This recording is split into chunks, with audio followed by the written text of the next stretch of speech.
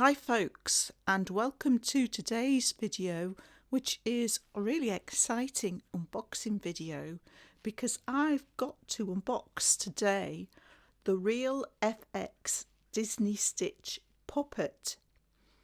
So this has got 100 plus sounds and actions, and it's not a straightforward puppet because it blends puppetry with animatronics. So if we take a look at the back of the box, it says Real FX Puppetronics, and it actually has sensors. It reacts to touch and movement. Never heard the phrase puppetronics before. No, it seems to have been made up by the company, it seems. Combination of puppetry and animatronics. Yeah. And it's not just animatronics, it's robotics as well, because it's got sensors in it, which makes it, blended with robotics as well. So the ears move up and down, the mouth moves, it's got blinking eyes, and it's got a tongue sensor. It has full head movement, it's got speech and sounds, it's got a nose sensor, and it's got a head sensor. So it says on the top of the box here, how to unbox, see lid. So this box is also a display case, really, you'd call it, wouldn't you? Yes, it's like the capsule he was put in, isn't it? Yeah. And it's got plastic on the top. And capsule he the came back to is, Earth in, yeah. The back is cardboard and the base is plastic. So it says unlock keys ×3 and pull outwards, peel off tape and lift lid to remove. Then it says see base for next step. Is this a bit like getting him out? It's not like getting him out of a box then, it's like getting him out of the capsule, isn't it? It is really, isn't it? It's making it more that experience, really, getting Stitch out of the capsule. So we've got these little locks here, and looks like we turn them like that. Was that clockwise? Anti-clockwise? Clockwise. Clockwise. I guess you could use a coin in there as well, couldn't you? So next we've got to take this off.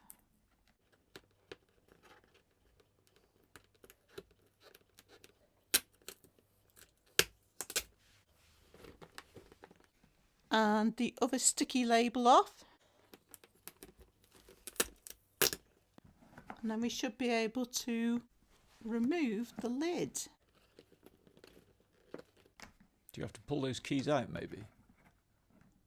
Ah.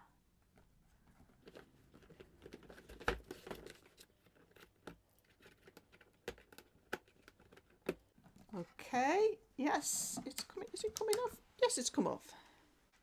So then it says you've got to look at the base for further instructions. So now we've got steps 2 to 3. Fold in tabs. So fold in the tabs. Just like that. Yeah, I think so. And pull the packaging sleeve out through the top. See back for next step. My goodness.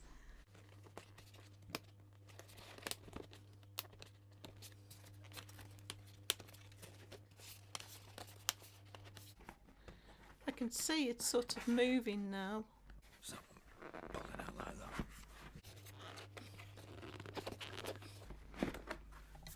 Okay. It's a bit of a mall, isn't it?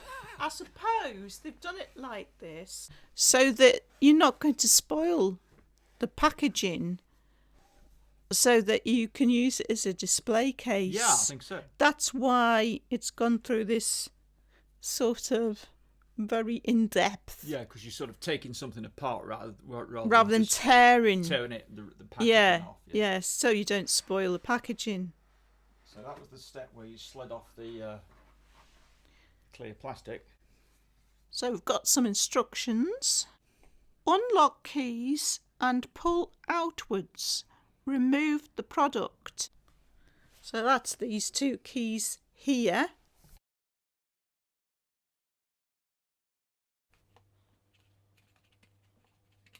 So that was step 3 of 3. So that's it. We can actually remove our stitch now.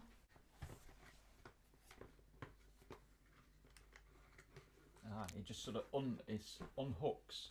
All right. So you've got to lift him up slightly to unhook him. Okay, so let's have a quick look at our stitch before we look at the instructions. So Paul, how have you got your hand in the back of stitch? Can you show us? So your hand goes up into that sort of plastic area there. It looks like you can Velcro it round your wrist. Okay, that looks a bit neater.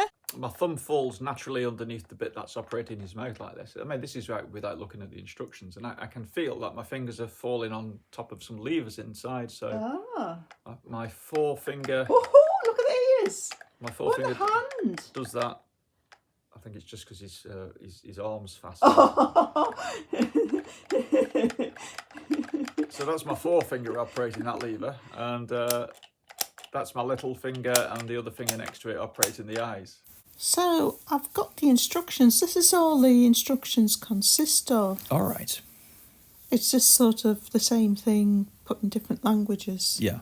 So this is basically it, along with just showing you what batteries to put in. Okay. So we've got different parts of the head labelled there. We've got one ear lever, so that's the button. On the right-hand side that you operate with your index finger, yeah. It's the upper right-hand side, isn't it? Upper right-hand side, yeah. Mm-hmm. It feels like a big button, doesn't it? Yeah, it's like a pressable sort of flap, isn't it? And then on the other side, we've got eye lever. Yeah. Press to close eyes. So those you would operate with your little finger and the finger next to it, maybe. That's I found what I was using on my hand. Then you've got mouth lever, which is like the big button. Well, it was like a big button on the lower part. Right, okay. What it's referring to is the mouth lever. Okay. They're like big buttons I'll have to to try that again then. So then we've got thumb rest. Support for your thumb while pressing 1 or 2 with mouth in open position. So there's 2 thumb rests. Okay. 4 and 5. Then 6, touch sensor. Touch here to activate sounds. That's on top of the head then? Ah, yeah, I can see it now. Yeah, so there's a touch sensor on top of the head. I think it is a touch sensor as well. It's not a switch, is it? Then 7, on-off switch. Yeah, so you can see that next to the battery compartment. Mm-hmm. And then 8 is the battery compartment. It takes 3 AA cells, is that right? Mm-hmm. Or what was it, AAA? 3 AAA. 3 AAA, yeah. Then 9 is the nose sensor. Place hand or object in front of the nose to sniff. So it's actually got 2 holes there. Yes, and it looks like an infrared emitter and receiver, and so it uses reflected infrared light off the object that you put in front of it. I'm very surprised at that they put that on. And then we've got 10, tongue trigger. Press button to activate sounds. So that's an actual switch. Okay, the tongue. That's if you press the tongue down, or if you put something in its mouth maybe, and you close the mouth on it, and that operates the tongue switch. Is that right? Yeah, so you'll put like something that looks like food in its mouth, and it must make sort of munching sounds. So we've got one switch in the mouth. We've got a capacitive touch sensor on the head. On the head, yeah. And we've got an IR sensor in the nose. And then we've got the sounds that have played, which are quite extensive from what it says on the box. There's 100 plus, I think, isn't there? It says 100 plus sounds and reactions, so I'm not sure if they're including... But it's the puppeteer who's creating all the reactions, isn't it? Through operating. Well, maybe you're able to create 100 reactions. 100 combinations, yeah, maybe. Well, we'll find out, won't we? Yes, I doubt they would have just said 100 plus sounds unless they were including some of that. And there's a little diagram of the 3 batteries in the battery box with the on-off switch next to it. And the batteries are not included with this. You've got to provide your own batteries. Okay. So we'll get these 3 batteries put in and then we'll try out the sounds. Yeah. So I've got the batteries in now. So let's switch it on.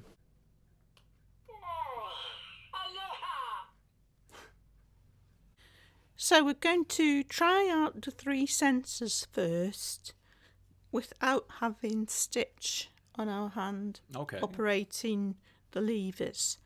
So we'll start with the touch sensor on the top of the head.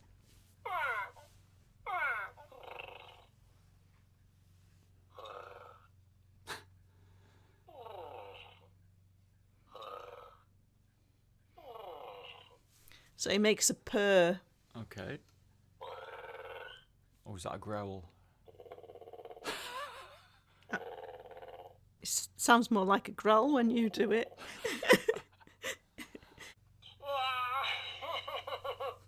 Okay, so that was the touch sensor on the head. We don't know how many variations he can come out with. Not yet, no. So next we're going to try the switch in the mouth. Okay.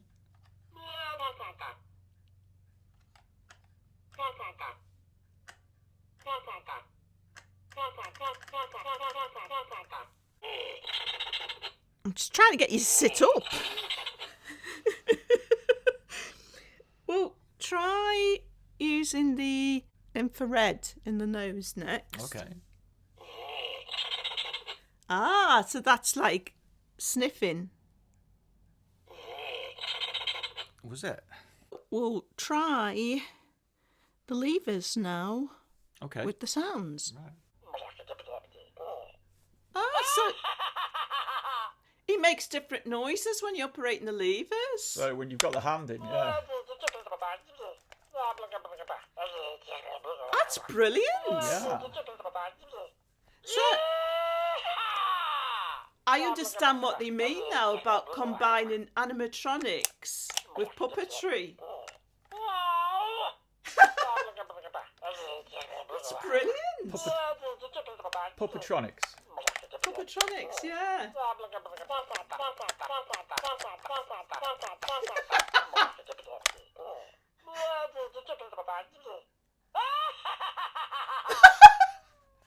That's hilarious.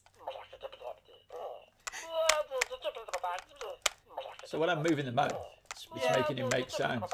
Right.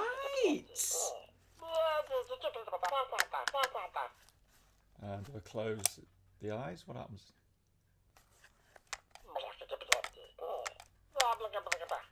Right, it seems like he doesn't make sounds when his mouth's closed, which makes sense, doesn't it? Yes, it does. I'll try stroking him, and then open his mouth. Ah, right. So when you open his mouth, he's making sort of like talking sounds. I'll keep it. Okay, so I'm going to try put my hand in front of the nose now, and you can open and close the mouth.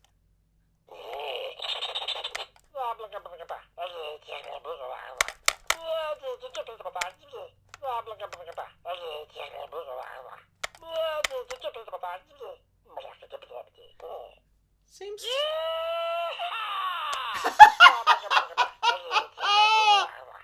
So we've both had attempts at animating Stitch now. Made some very, very short little videos, just seconds long.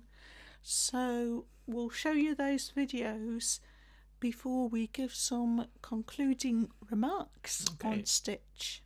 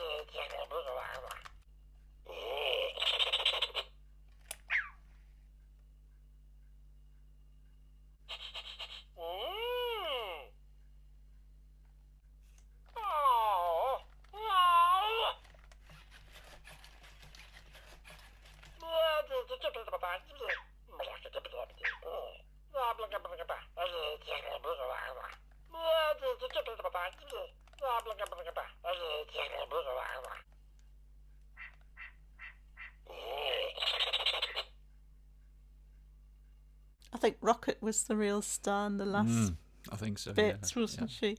I found it really difficult, to tell the truth. Did you? What, you mean with your hand operating the controls? Yeah. Well, I think it's something... You know, I never learned how to drive a car because I couldn't keep my mind on all the different things. Like, I could do the steering. If it was just the steering I had to concentrate on. I could get the right speed if I could just concentrate on the foot pedals. And I could do the gears if I was just concentrating on that. But I couldn't do the three things together. Right. The thing is... I feel like that with this. But you can't crash Stitch, can you? So you can persevere for a long time. Yeah, I see what you say. I understand what you're saying. It's I find something if that I'm comes concentrating, if I'm concentrating on the eyes, I can't operate the mouth. Right. For instance. Yeah. Well, yeah, but I think, you know, the way the sounds work, sometimes the sounds occur in, like, they lead, and you can sort of move the eyes and the mouth and the head and follow the sounds. But sometimes, if you operate the mouth, it generates the sound, so then your movements are leading the sound. So you've got like two ways of doing it. And I think you're right, it is difficult if you've never had a puppet on your hand before, and it takes some practice as well. I think there's a slight lag as well. You know, if you open its mouth, it won't make a sound like immediately. It's like you've got a couple of seconds delay, which sort of makes it not match at the beginning, if you see what I mean. Yeah, I think it's something you've got to put some effort into if you want to get some nice results. But it's fun. It's certainly fun playing with it.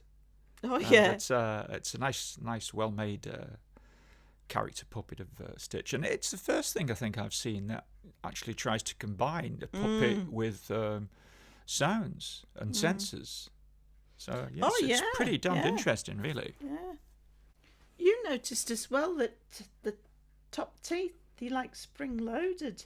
I don't know whether it's just part of the cosmetics, the way they want the puppet to, appear to be sort of when you're chomping on something, or if it's, I've not really twigged if it's linked into some sound generation yet. It just seems to be mainly the tongue, doesn't it? Yeah, I don't think that's linked into generating the sounds. I think it's just so that for appearance, you know, for aesthetics, like the mouth can close more because it does make the it top look, layer is it makes it look more sort of let's say realistic, for the want of a better word, if you can call Stitch realistic. What do you think of him as a plush toy? Oh, the body's soft, isn't it? Soft. It is. It's generally the case with puppets, isn't it? That the body's soft. As a plush toy, can you really see him as a plush toy? I suppose you can if he's just propped up in the corner of your room or your bedroom. Obviously the head is all hard because that's all got the plastic structure inside it. That's pretty nice as a plush toy, yeah. As a puppet, it seems quite effective in not showing your arm as well. The way they've got your hand going in the back of the head. Yeah, it is. It's quite nicely designed, isn't it? They've got like a fabric flap around it, and it's easy to get your hand in there. Although I find when I've got my hand in there, my hand can feel as though, well, this is unusual, this is awkward. Oh, I feel like that. Yeah, so absolutely. It feels as though I would need maybe quite a few days practice. Oh, me too. Yeah. And I think you need to know what sort of range of sounds he makes. So you'll get that with exposure and what sorts and getting the timing right. Yeah, what sort of sounds he makes by himself and what sort of sounds he makes when you're operating the mouth. Yeah, when I was saying about it does quite a good job of like hiding your arm. You don't tend to notice your arm. I mean, the way you sort of putting your hand in, sort of like 90 degrees. That in itself seems quite effective at sort of blocking out your arm, not making your arm as noticeable. Yeah, the way it sits on your hand. Yeah. So the way it sits on your hand is a bit like the way it sits on the stand, isn't it, that it comes with? Yeah. When it's because you sort of hang stitch up when you're not using him. So when he's not on your hand, he kind of slumps like that because his head's very heavy. I think that's why they've made the packaging into a stand for a display sort of stand for him, because I think so. He just slumps down because he's top heavy. Yeah, when he's on his stand, he's displayed to his best effect, isn't he? When he's not being used. Yeah, I find the eyes are quite expressive. You can get a nice range of eye lid closure. They're not just fully open or fully closed, and it's the same with the ears. That you've got like an analog sort of control over them. It's not just one or the other. It's not up or down, closed or open. And I think once you can master that, along with the mouth and the general head movements, I think it could be quite effective. I think he'd quite suit clothes, particularly hats. Maybe. Because he's got a big head, I think you could probably find hats that would fit him, give him a bit of character, and you can sort of cut holes in the hat for his ears to come through. Yeah. That's something I'm going to try. I think he'd look quite good in a t-shirt or a shirt as well. Yeah. So Paul's going to try putting him on the stand now, putting him on this hook. I can see there's like a hole, so that's where the hook goes. I see.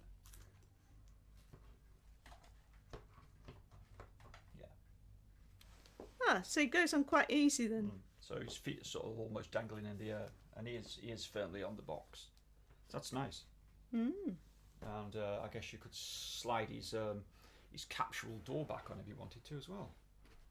So I think that's about it for this unboxing, demonstration and review of Stitch. So I shall be practicing getting this puppetry to work as well yourself. Practicing our puppeteering skills, And I'm also going to try dressing them up as well. I'll do an update after I've done that. I think we should take him out in the garden as well. Yes, I think he'd look good outside, wouldn't he? Investigating the wildlife. We haven't mentioned the price, he's £70 in the UK, and I think he's $80 in the US. It's quite pricey then, really, isn't it, for toys isn't he? In comparison to the last couple of years. But he is a Disney that's right. character. They've had to pay, obviously, a license to Disney, which means you always have to pay a bit more anyway for any toy that's a Disney toy. It's a big model. It is, yeah, it is. So it would have cost quite big to make. Yeah, and it is pretty well made as well. It's well made. I'd say it's very well made. It's very well made, and it's well designed. Yeah. And I think you're talking about a lot of play value there, aren't you? I think so. If it's something that you can get into or something that appeals to you, I mean, I guess it doesn't appeal to everybody trying to master a bit of puppetry. But I think if you're that way inclined, I think you could get a heck of a lot of fun out of it, yeah. Yeah, it's a great way to try and bring the character alive, isn't it? I mean, it's not a toy that you just turn on and it does things and entertain you. You work with it, don't you? It's a different type of toy, really. So I think you've got to bear that in mind. So marks out of 10 for £70. For the type of toy it is, and for the price, I would give it 8. I was going to say 7.5, but I'm going to go for 8. Think a kid could have the patience to learn how to work it? It depends on the kid, doesn't it? That's true. It depends on the kid. I think it's certainly a good question. That it's something to consider. I know when I was younger, and some of the friends I had when I was younger, sort of like around about the childhood age, some of them would have been more into this than others. So, folks, that is the Real FX Disney Stitch puppet. Hope you found that entertaining and informative to some degree. Thanks for watching as always, and hope to see you next time.